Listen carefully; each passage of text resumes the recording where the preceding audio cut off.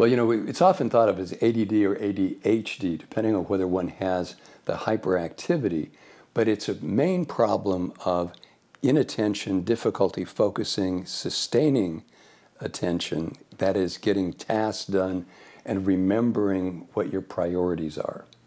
Well, let's talk first about children. And very often the parents come in noticing their kids have just way too much energy.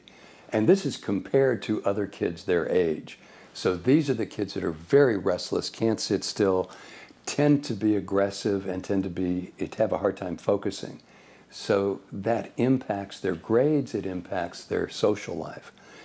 When they walk in the door, this is true for adults as well as kids, we have them do a computer assessment that saves the patient a lot of money and makes our time much more effective, because it asks all the questions that we really want to be sure we've covered about both ADD symptoms and about mood disorders that frequently coexist.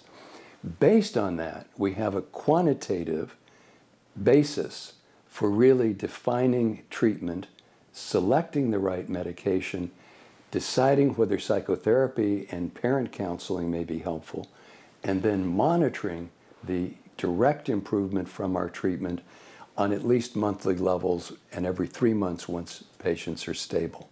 This was actually the first center developed worldwide, but in the United States, focused primarily on ADHD. And we realized that there was a need for a combined clinical and research program for both the children and the adults with ADD. It's become very gratifying because now we focus a great deal on adult attention deficit disorder, the persistence of disorganization, trouble with priority setting, difficulty following through and completing tasks. We do have an app, and it's Hunt Psych Med Optimizer. So it's designed to solve a very important problem.